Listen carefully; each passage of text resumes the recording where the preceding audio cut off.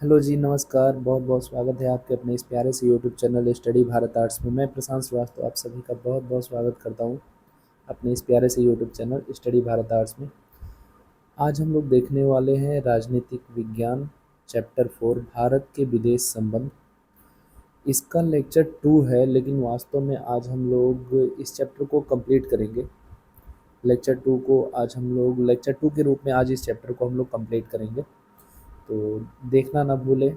और लास्ट में आपके लिए बहुत ही बेहतरीन शार्ट लॉन्ग और उसके साथ ही जो आपके प्रश्न हैं एमसीक्यू वाले, वो भी बहुत ही इम्पॉर्टेंट हैं।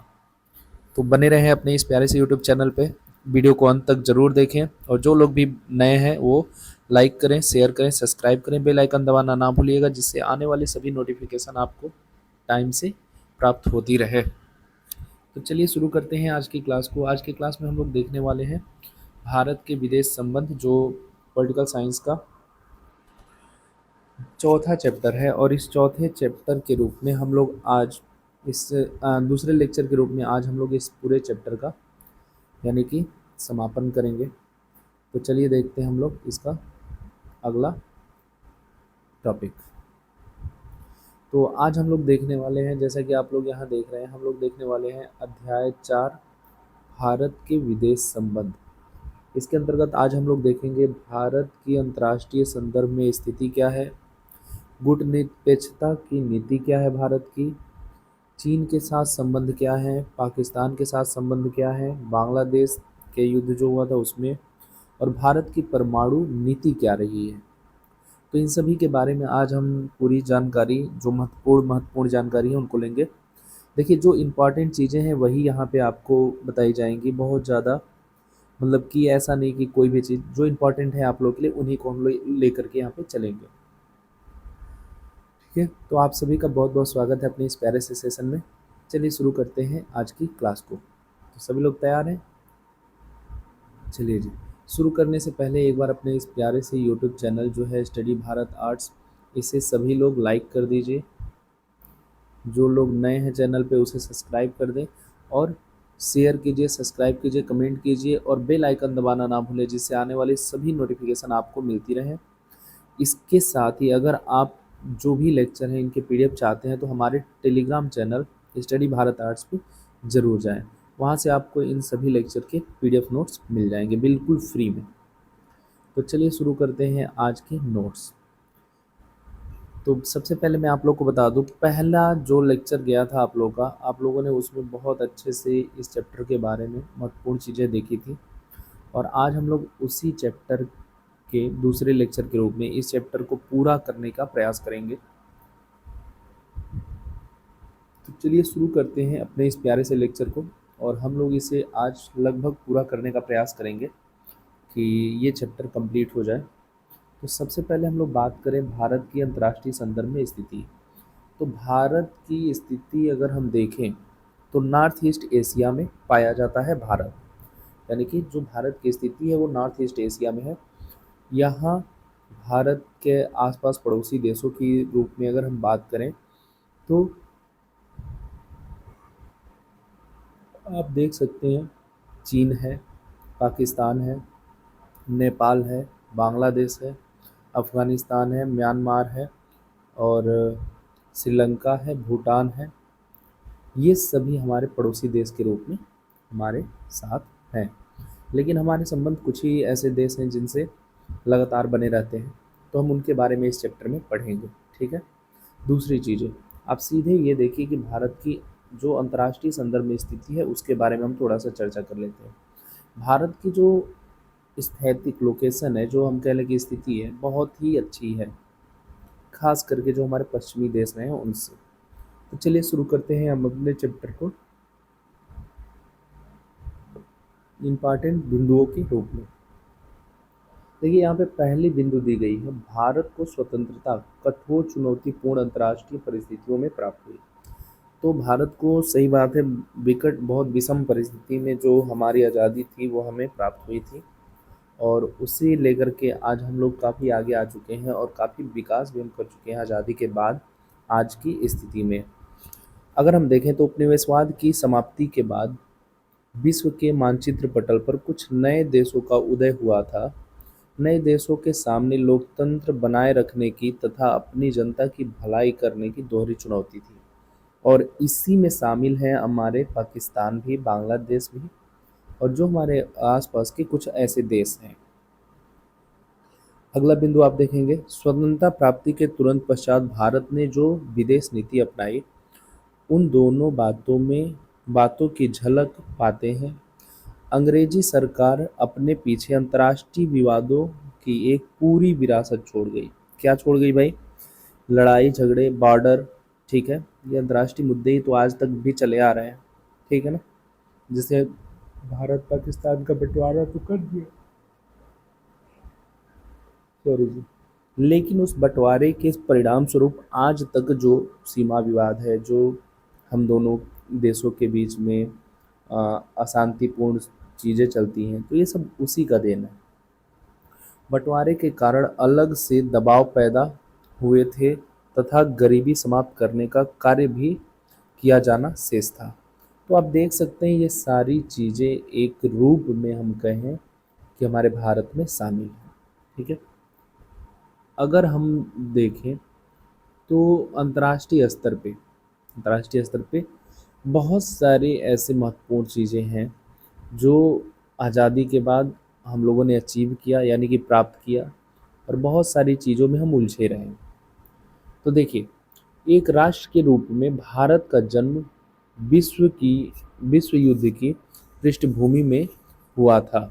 ऐसे में भारत ने अपनी विदेश नीति में अन्य सभी देशों की संप्रभुता का सम्मान करने व शांति कायम करने करके अपनी सुरक्षा सुनिश्चित करने का लक्ष्य सामने रखा। सब संप्रभुता मतलब सभी के समान रूप से आदर करते हुए, सबको अपना मानते हुए शांति बनाए रखना, ठीक है। भारत ऐसा नहीं था कि सबसे युद्ध ही चाहता था, ठीक है।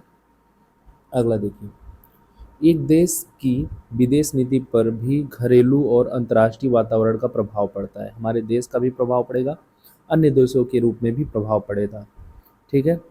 विकासशील देशों के पास अंतर्राष्ट्रीय व्यवस्था के भीतर अपने उद्देश्यों को पूरा करने के लिए आवश्यक संसाधनों का अभाव होता है। द्वितीय विश्व युद्ध के तुरंत बाद के दौर में अनेक विकासशील देशों ने ताकतवर देशों की इच्छानुसार अपनी विदेश नीति बनाई। जो देखिए, जो शक्तिशाली देश थे उन्होंने अपने अनुसार उन चीज़ों को आगे बढ़ाया। जो शक्तिशाली नहीं है वो क्या है? आश्रित है।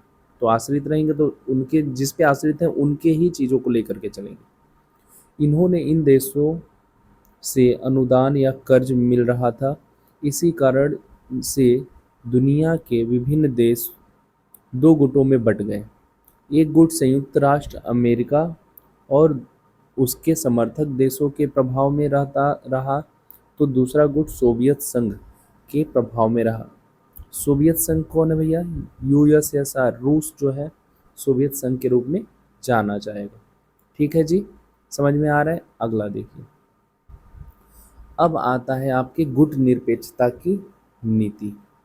भारत की स्थिति समझ में आई, विदेश के संदर्भ में क्या प्रभाव पड़ा, किस रूप में पड़ा, ये सारी चीज़ें थी।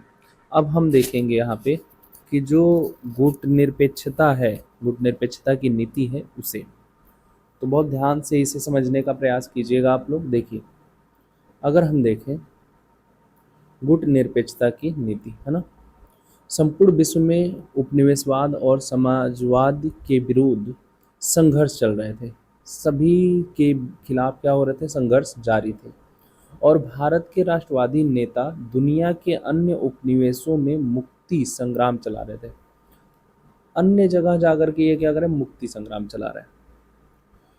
नेताओं के संपर्क में थे। नेताजी सुभाष चंद्र बोस ने दूसरे विश्व युद्ध के दौरान इंडियन नेशनल आर्मी (INA) का गठन किया। इन्होंने क्यों किया? क्योंकि अब ये समझ चुके थे कि अब हम जो है अंग्रेज़ों के अधीन नहीं रहेंगे, क्योंकि हमारे भी कुछ, जैसे देखिए भारत देश है, अगर यहाँ के लोग किसी के शासन के अधीन भी हैं तो क्या इनके अपने अधिकार नहीं है, होने चाहिए ना। तो इसीलिए इन्होंने आईएनए का निर्माण किया। भारत के प्रथम प्रधानमंत्री पंडित जवाहरलाल नेहरू ने राष्ट्रीय एजेंडा तय करने में निर्णायक भूमिका निभाई। प्रधानमंत्री और विदेश मंत्री के रूप में सन 1946 से 1964 तक उन्होंने भारत की विदेश नीति की रचना और उसके क्रियान्वयन पर गहरा प्रभाव डाला। यानी कि 46 से वे भारत के विदेश नीति के महत्वपूर्ण पक्षों को लेकर के हर जैसे बात या हर गठन में शामिल रहे। और इनके कारण उस समय देखिए आज़ाद, चूँकि 1947 में भारत आज़ाद होता है और उसके बाद सबसे प्रमुख, आपने पहले चैप्टर में पढ़ा ही था कि चिंता हमारे सामने थे कि भारतीय राज्यों को एकजुट करना, फिर उन राज्यों में सबके अंदर राष्ट्रवादी भावना उत्पन्न करना, एकता की भावना उत्पन्न करना।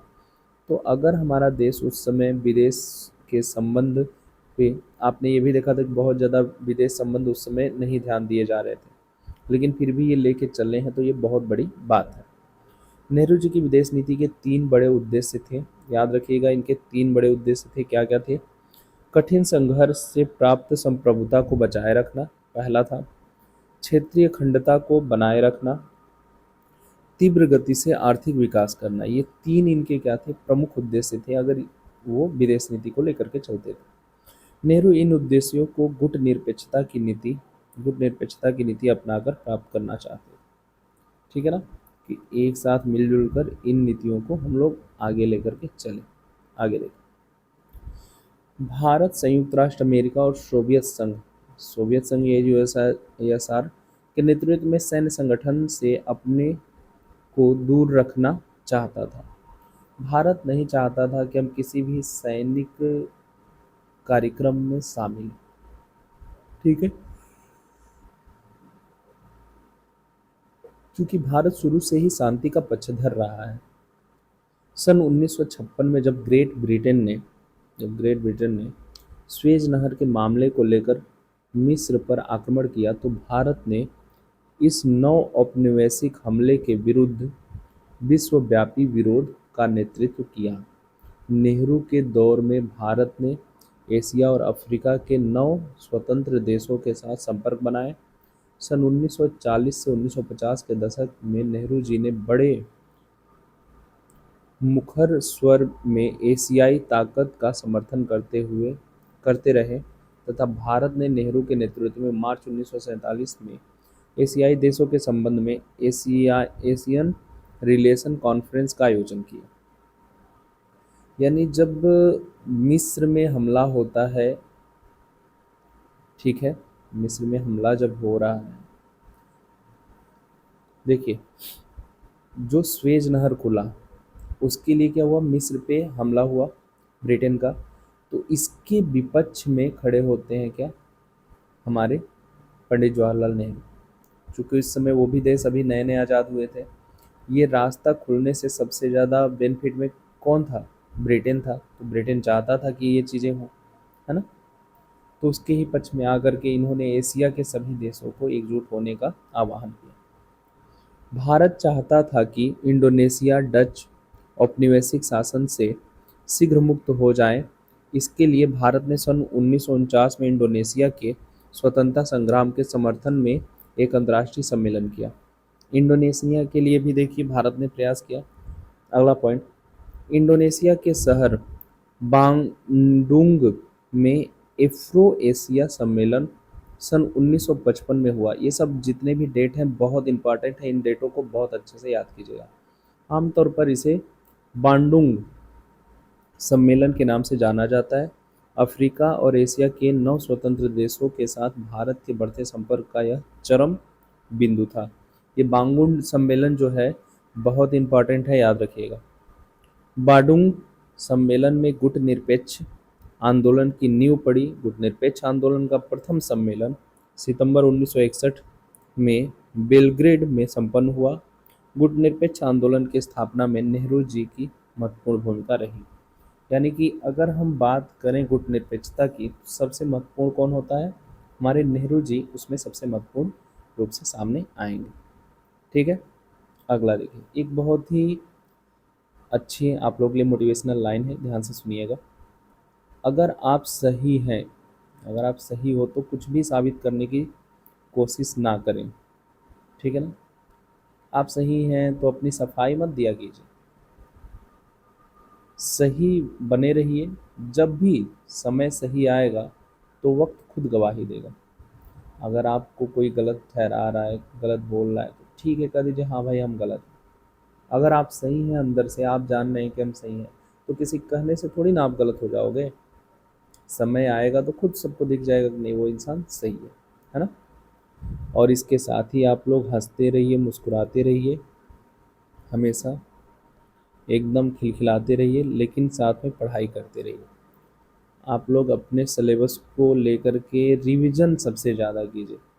ठीक है, रिवीजन सबसे ज़्यादा करना है, मस्ट है आपका रिवीजन।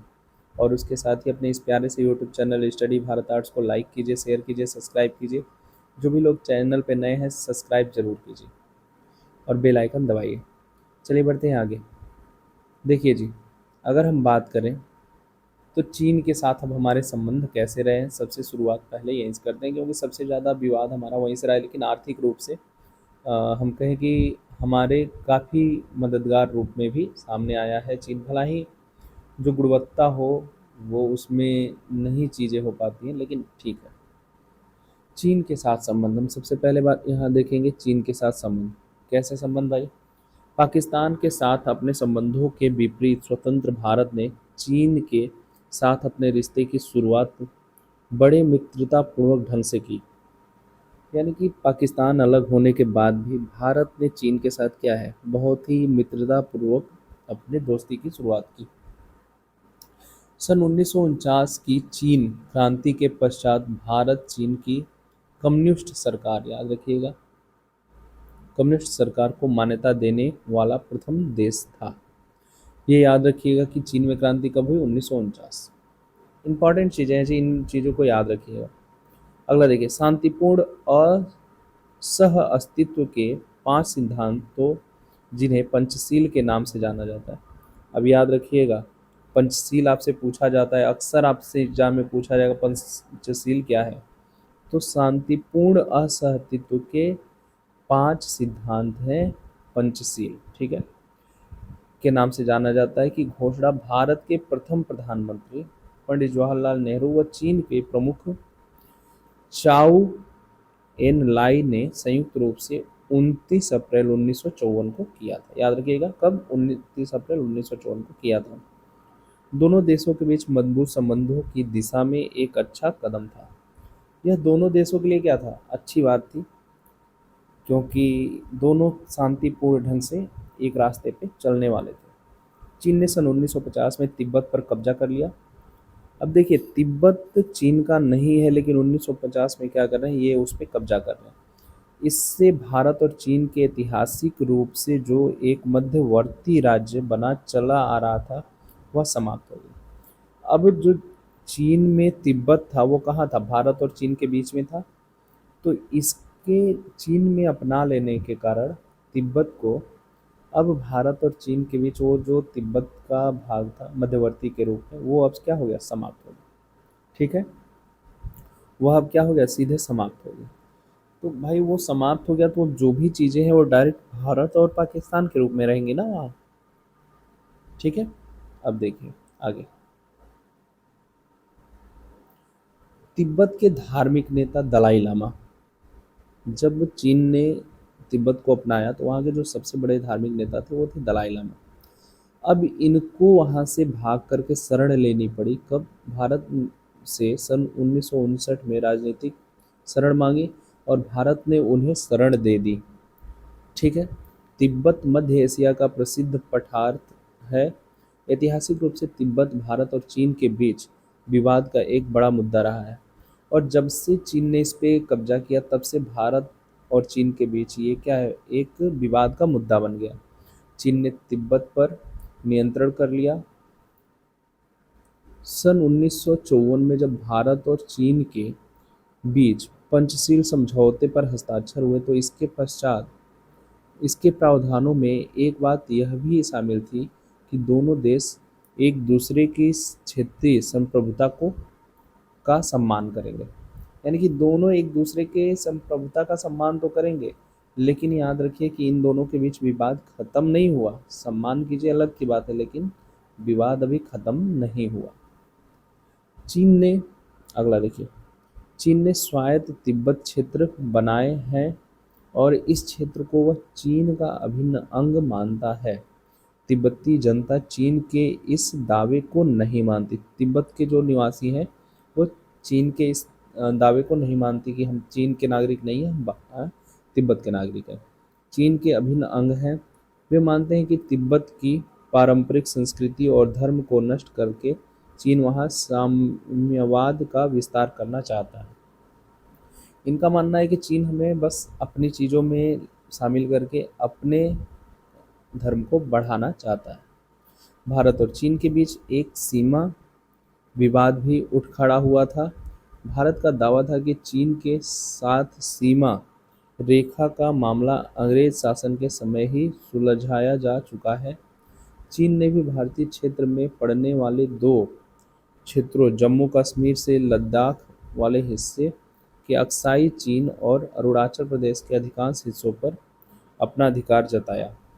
जैसे भारत ने जब बोला कि चीन का ये हिस्सा नहीं है, ये अंग्रेजों के समय ही क्लियर हो चुका था कि भारत का है, तो चीन वालों ने भी दो हिस्से भारत के अपने क्षेत्र में शामिल करके उसे अपना बताया। ठीक है। अरुणाचल प्रदेश को उस समय नेफा या उत्तरी सीमांत कहा जाता था। याद रखिएगा, अरुणाचल प्रदेश जो है हमारा 7 सिस्टर वाला, उसको नेफा या उत्तरी सीमांत कहा जाता था। सन 1957 से 59 के बीच चीन ने अक्साई चीन क्षेत्र पर कब्जा कर लिया, ये जो जम्मू कश्मीर में है। इस इलाके में उसने रणनीतिक बढ़त हासिल करने के लिए एक सड़क का निर्माण करवाया। क्या क्या सड़क का निर्माण करवाया इस क्षेत्र में, ताकि हम और अच्छे से जो अगर देखिए, कहने का मतलब ये है कि उस क्षेत्र में ये और बढ़त हासिल कर सके, इसीलिए उसने ऐसा निर्माण कराया। ठीक है। चीन का बस ये था कि जब भारत ने ये स्टेटमेंट दिया कि वो तो अंग्रेज़ों ने ही पूरा करा दिया था, तो चीन के पास ये था कि अगर हम ऐसे मुद्दे लेकर के चलेंगे तो कुल मिला के कहीं ना कहीं जो कार्य हैं वो प्रभावित होंगे। जैसे उसने क्या किया, भारत के जम्मू कश्मीर वाले हिस्से को अक्साई चीन को अपने कब्जे में ले लिया, बोला कि ये मेरा है। फिर अरुणाचल प्रदेश के बहुत सारे क्षेत्रों को वह अपना बताने लगा ना। देखिए, आज भी आप देखते होंगे आए दिन मतलब चीनी सैनिकों से विवाद हो जाता है। सन 1962 में चीन ने सीमा विवाद को लेकर के भारत पर अचानक हमला कर दिया और नेफा व लद्दाख में एक बड़े क्षेत्र पर कब्जा कर लिया। और वही जो विवाद चल रहा था, उसी विवाद को लेकर के चलते चलते 1962 में ये क्या करते हैं, भारत पे हमला कर देते हैं। भारत के किस हिस्से में, जो अक्साई चीन है, और उसके बड़े भाग पे कब्जा कर लेते हैं। भारत चीन युद्ध से भारतीय राष्ट्रीय स्वाभिमान को चोट पहुंची। अब जब ये भारत चीन युद्ध हुआ तो भारत के स्वाभिमान को चोट पहुंची, लेकिन इसके साथ ही राष्ट्रीय भावना भी बलवती हुई। कुछ प्रमुख सैन्य कमांडरों तो ने या तो इस्तीफा दे दिया, देखिए कुछ ने क्या किया, इस्तीफा दे दिया या अवकाश ग्रहण कर लिया। नेहरू के करीबी सहयोगी तथा तत्कालीन रक्षा मंत्री वीके कृष्ण मेनन को भी मंत्रिमंडल छोड़ना पड़ा। भारत चीन संघर्ष का प्रभाव विपक्षी दलों पर भी पड़ा, जो इनके अपोजिट थे, ठीक है ना, उनके ऊपर भी इसका प्रभाव पड़ा। इस युद्ध और चीन सोवियत संघ के बीच बढ़ते मतभेद से, जो भारत चीन युद्ध हुआ और सोवियत संघ के बीच बढ़ते मतभेद से भारतीय कम्युनिस्ट पार्टी भाकपा के अंदर उठा पटक मची। सोवियत संघ का पक्षधर गुट भाकपा में ही रहा और उसने कांग्रेस के साथ नज़दीकियां बढ़ाई। अब देखिए, यहाँ से हम ये है कि जुड़ने की प्रवृत्ति शुरू होगी एशिया के उन देशों से जैसे भारत क्या करेगा, अब सोवियत संघ के साथ आगे बढ़ेगा, है ना। चूंकि चीन अलग हो गया और चीन भारत पे ही प्रभाव डाल रहा है ना। दूसरा गुट कुछ समय के लिए चीन का पक्षधर रहा तथा यह गुट कांग्रेस के साथ किसी भी प्रकार की नज़दीकियों का विरोधी था। भारतीय कम्युनिस्ट पार्टी सन 1964 में टूट गई। इस पार्टी के भीतर जो गुट चीन का पक्षधर था उसे मार्क्सवादी तथा भारतीय कम्युनिस्ट पार्टी मार्क्सवाद बनाई।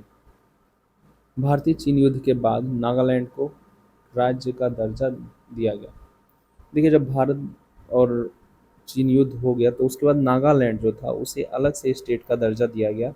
मणिपुर और त्रिपुरा यद्यपि केंद्र शासित प्रदेश थे, लेकिन उन्हें अपनी विधानसभा के निर्वाचन का अधिकार प्राप्त हुआ।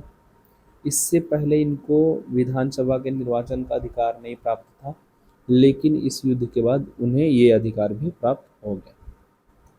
अगला देखिए, भारत पाकिस्तान संबंध। सबसे महत्वपूर्ण तो मुझे लगता है कि आप लोग के लिए यही होता है, क्योंकि हम भारत पाकिस्तान के सभी पहलुओं पे बात करना चाहते हैं, है ना। हर बच्चा जब भी ऐसी कोई बात होती है तो बहुत ध्यान से सुनता होगा, बाकी अदर टाइम वो सुने या ना सुने। तो भारत पाकिस्तान के संबंध कैसे रहे हैं भाई। हम लोग लाख बार बार मित्रता करने की कोशिश करते हैं, लेकिन कुछ ना कुछ ऐसी चीज़ें हो जाती हैं जो क्या करती हैं कि इस मित्रता को अलग कर देती हैं। तो देखिए, भारत के साथ संबंध हम लोग यहाँ पे देखेंगे। भारत के साथ पाकिस्तान संबंध जो है, कश्मीर मामले को लेकर पाकिस्तान के साथ बंटवारे के तुरंत बाद ही संघर्ष छिड़ गया। यानी बंटवारा हुआ नहीं 1947 में, तब से आज तक जम्मू कश्मीर को लेकर के विवाद जारी है। 1947 में कश्मीर और भारत पाकिस्तान की सेना के बीच एक छाया युद्ध छिड़ गया था।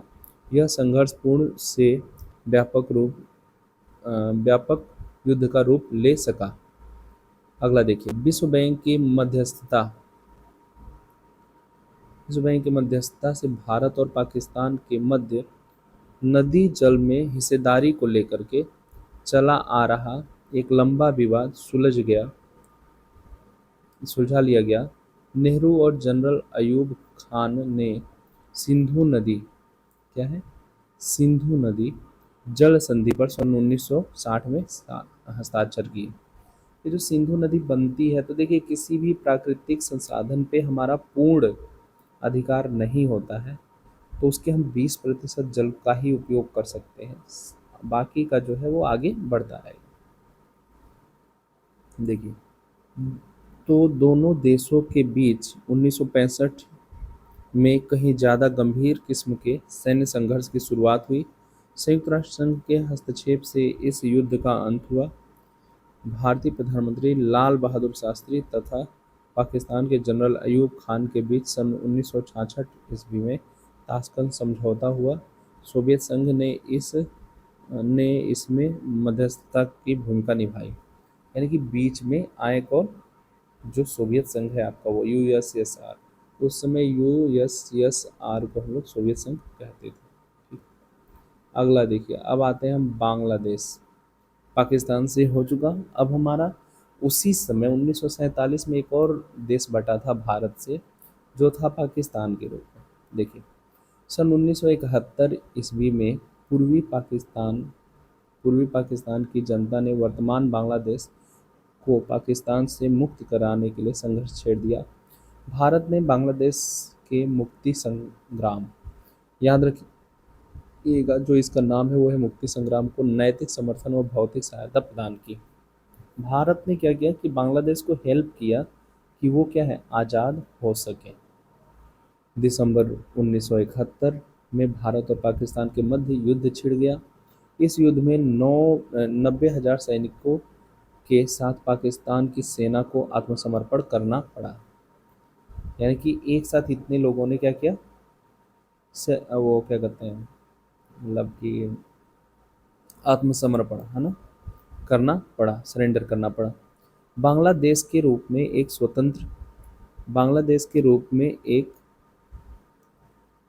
स्वतंत्र राष्ट्र का उदय तथा के साथ भारतीय सेना ने अपनी ओर से एक तरफा युद्ध विराम घोषित कर दिया। 1971 के भारतीय पाकिस्तान युद्ध में विजय के उपरांत इंदिरा गांधी को लोकप्रियता बढ़ी। और इस समय जो हमारे भारत की प्रधानमंत्री थी वो थी इंदिरा गांधी। और इंदिरा गांधी के समय जब 71 में विजय हुआ भारत, तो अब उस समय जो भी रहेगा, जैसे मान लीजिए हमारा भारत वर्ल्ड कप जीतता है तो कैप्टन जो भी रहेंगे उनकी क्या है, उपलब्धि हुई ना वो। तो उसी प्रकार से हमारे राष्ट्रपति की काफ़ी चर्चा हुई, सॉरी प्रधानमंत्री की काफ़ी चर्चा हुई, जो कौन था, इंदिरा गांधी। और अधिकांश राज्यों के विधानसभा चुनावों में उनकी पार्टी कांग्रेस को बड़े बहुमत से विजय प्राप्त हुई। और देखिए जो काम करा रहा था, जैसे होता है ना कि अगर कोई शासन में था वो कुछ अच्छा करेगा तो उस क्षेत्र के लोग खुश होकर के उनको अपना समर्पण करते हैं। 2 जुलाई 1972 को याद रखिएगा, 2 जुलाई 1972 को भारतीय प्रधानमंत्री इंदिरा गांधी और पाकिस्तान के राष्ट्रपति जुल्फिकार अली भुट्टो के मध्य शिमला समझौता हुआ। ठीक है। लाल बहादुर शास्त्री जब गए थे तो उस समय उनकी मृत्यु हो जाती है। अगला देखिए,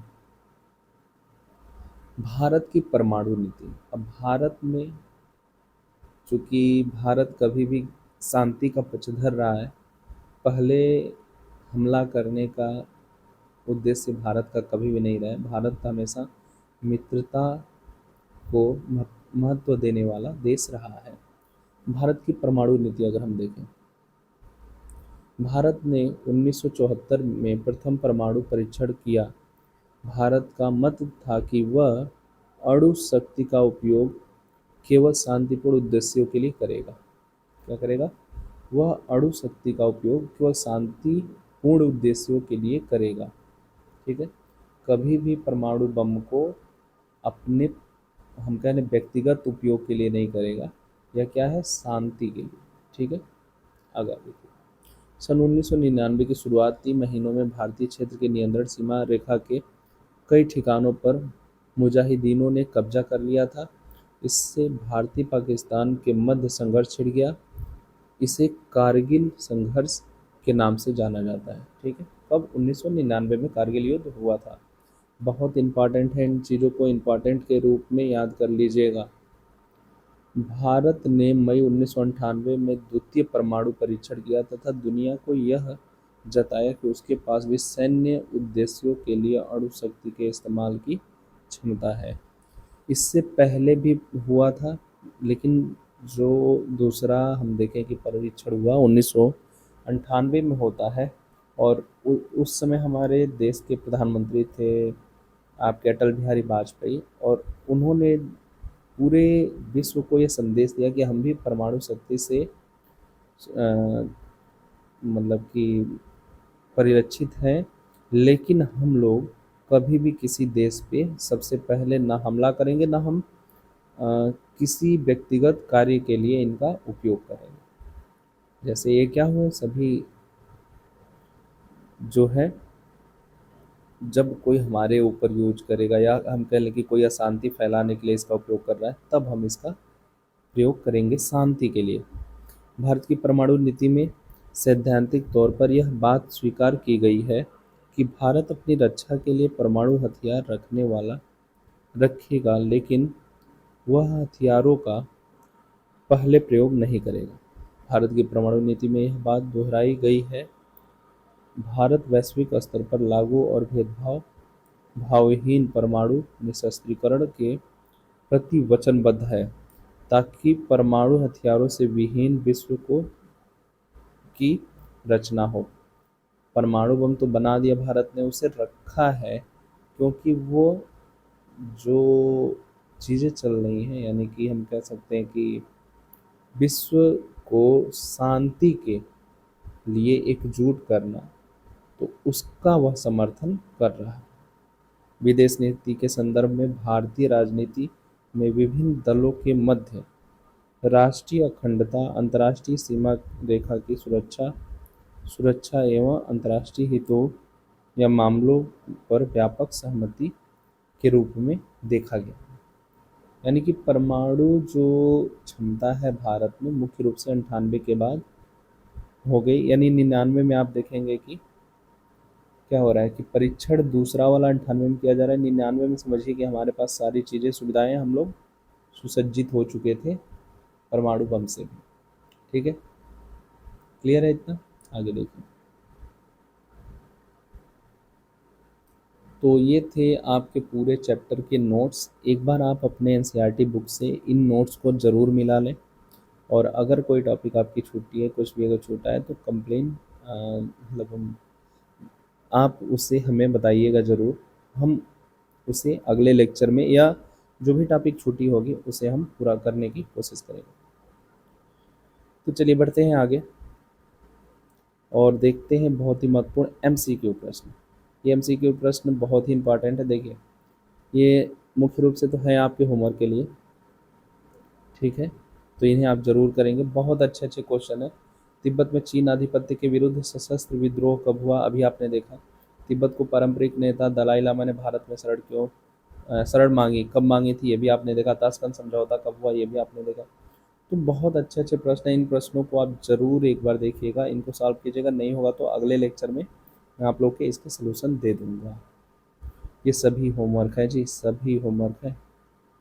ये आप लोग के लिए क्या है? होमवर्क। डीपीपी के प्रश्नों के ये हो गए 60। ये कौन से प्रश्न है? 60, ठीक है।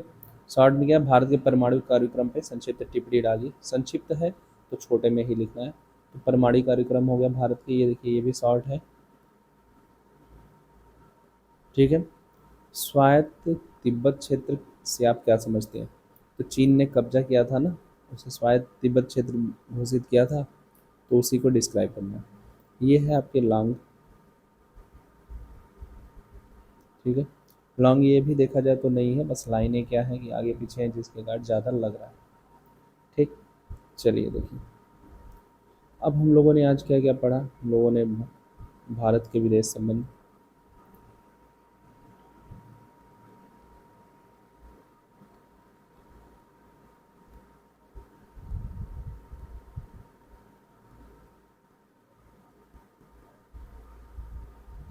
ठीक है। इसके अलावा हमने क्या पढ़ा? अब देश, ये संबंध किसके किसके? पाकिस्तान,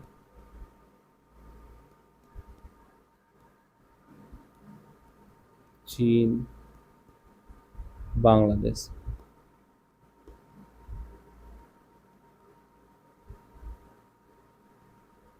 मुख्य रूप से हमें इन्हीं लोगों के बारे में बात करनी है पूरे चैप्टर में, ठीक है ना। अब चलिए आगे बढ़ते हैं। अगली क्लास जो होगी,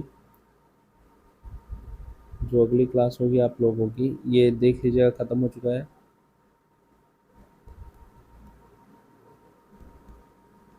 टेस्ट और रिवीजन होगा,